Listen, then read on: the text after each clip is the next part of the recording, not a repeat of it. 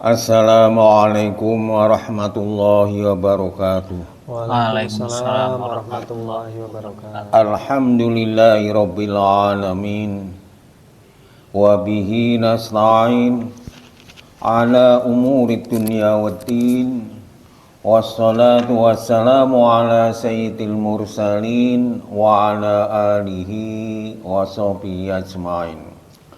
Qala al-musannifu rahimahullahu ta'ala wa nafa'ana bihi wa bi ulumihi fid dharain amin. Rabbi shrah li sadri wa yassir li amri wahlul 'uqdatam min lisani yafqahu qawli. Subhanaka la ilma lana illa ma 'allamtana innaka antal alimul hakim. Para pemirsa, kami lanjutkan dalam judul putus asa berbahasa Arab al-ya'su. Bismillahirrahmanirrahim. Mastaulal ya'su ala ummah illa ahmalaha wala khomara quluba qaumin illa adha'afaha. Tidaklah keputusasaan melanda suatu umat, melainkan melumpuhkannya, dan tidak pula sifat putus asa itu menghinggapi hati suatu kaum kecuali akan melemahkannya. Wa nahika bi dhafil qulubi muhmilan fa innahu ashaddu alama mimma radil atsam wa syarru atharan min waq'il humam min waq'il husam. Betapa sangat melumpuhkan kelemahan hati itu. Sesungguhnya kelemahan hati itu merupakan penyakit yang lebih menyakitkan daripada penyakit jasmani, dan lebih jelek bekasnya daripada hantaman pedang yang tajam. Para pemirsa yang saya hormati, begitulah dahsyatnya peringai putus asa yang menjadi dampak yang hebat. Niku wonten contohnya napa mboten niku? Putus asa dapat melemahkan atau melumpuhkan satu cita-cita lah, apa nggih? Ya. Niku wonten satu contohnya napa mboten niku? Ayo coba. Ada contoh seseorang putus asa, dia terhampar di dinding batas rumah. Di dinding batas rumah. Dia terkapar di situ, putus asa, tidak ada harapan. Sehingga orangnya itu merasakan tidak ada gunanya hidup. Karena dalam perasaan putus asa itu, dari harapan-harapan itu habis, semua habis, tidak ada harapan hidup. Itu menjadikan putus asa sehingga kehidupannya itu seperti sebatang kara, menjadi gelandangan. Ternyata setelah itu dia bertemu dengan teman, dan teman itu memberi suatu motivasi sehingga dia mau bekerja lagi dan berkembang menjadi kaya. Itu ada dalam riwayat Sahabi. Ya. Itu kan juga merupakan dikatakan tadi satu penyakit hati. Iya. Dan itu satu motivasi untuk menyembuhkan itu, obatnya lah. obatnya itu harus bergaul dengan orang-orang yang punya aktivitas, jangan menjauh. Kalau mendekat dengan orang yang sibuk aktivitas itu akan tertarik, termotivasi. Tapi kalau dia menjauh, semakin menjadi buruk, semakin menjadi seperti orang gila. Karena menjauh. Nah. Tadi kan dikatakan lebih dahsyat daripada tusukan pedang, sabetan pedang. Berarti kan peringai yang sangat masya Allah gitu. Kelemahannya itu hebat. Dalam keputusasaan, ada putus asa dalam bisnis, ada putus asa dalam cinta, ada putus asa dalam bermasyarakat. Itu akhirnya orangnya menyendiri, tidak mau bergaul. Kalau cinta tidak mau melihat seorang perempuan kecuali dia. Masya Allah, sampai segitu. Tidak mau melihat perempuan kecuali yang menjadi idaman. Karena yang idaman itu menolak, dia menjadikan perangai putus asa. Sehingga melihat perempuan itu jelek. Karena idamannya menolak. Berarti berawal kemungkinan salah satunya di antara perasaan kecewa atau sakit hati gitu, Pak. Kecewa masih dalam tahap tengah. Oh, bukan belum masuk dalam putus asa itu. Iya, maksudnya masih dalam proses menuju putus asa. Nah, putus asa sudah plong plongnya plong apa? Plong dari kebaikan. Kosong. Masya Allah. Nah, itu kan seperti tadi dikatakan lebih dahsyat daripada penyakit rohani, jasmani, dan lebih dahsyat daripada sabetan pedang. Itu kan parah.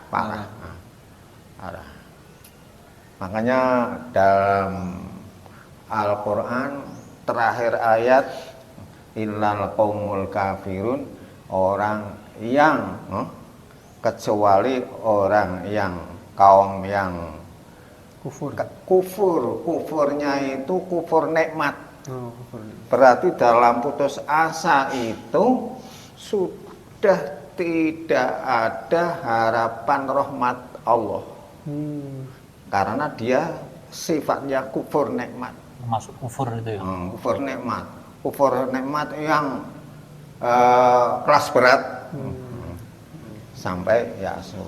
Sehingga di dalam masyarakat terjadi bunuh diri, putus asa, bunuh diri.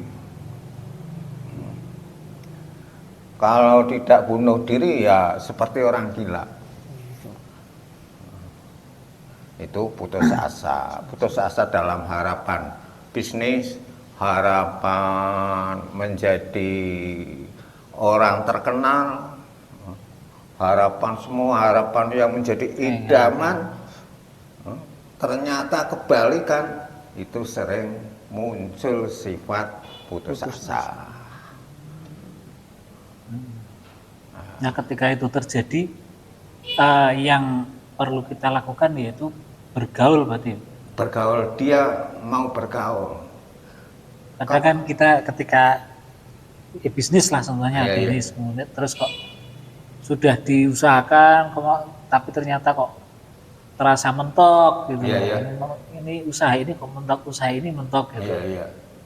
ada orang kadang merasa seperti itu, jualan cilok nggak laku, jualan bakso nggak laku, Iya. gonta-ganti. gonta-ganti, akhirnya Itu harus disadarkan bahwa hidup itu pasti mengalami yang demikian. Tapi ketabahan hati karena punya hati yang tabah tidak sampai putus asa yang berat begitu. Tapi Kalau itu kalau salah satu solusinya kan tadi bergaul ya.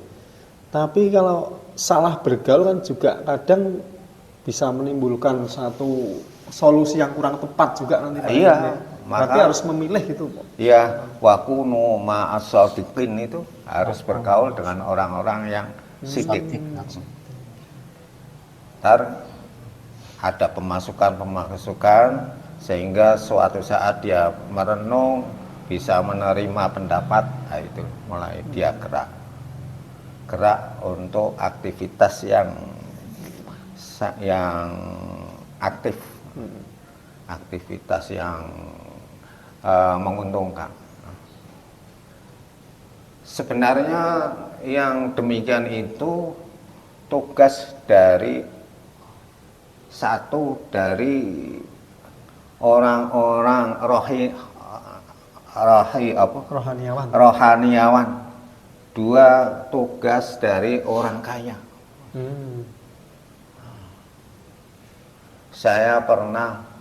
Saya sendiri pernah melihat orang tidak mau bekerja, sehingga saya dikumpulkan, saya beri pekerjaan yang notabene saya garis bawahi, saya tidak mau mengambil untung.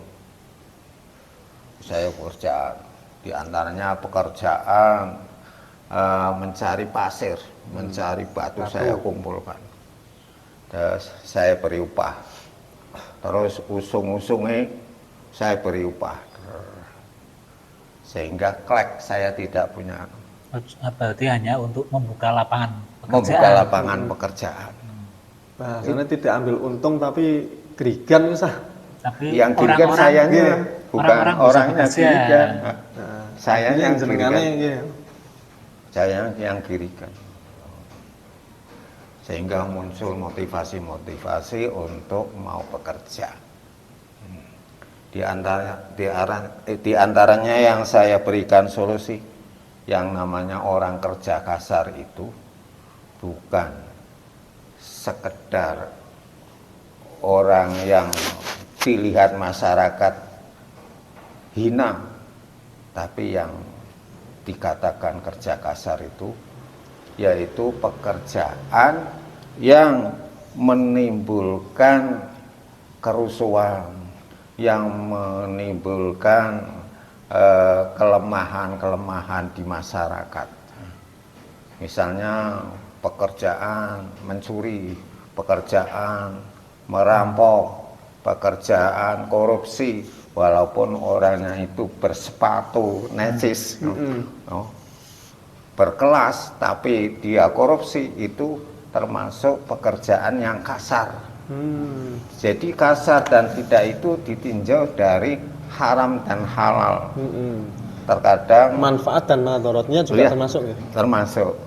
Nah, itulah yang saya bikin motivasi, sehingga sadar, sehingga di antaranya dia mau bekerja seperti umumnya masyarakat. Dan sampai sekarang juga ada yang bisa membeli rumah.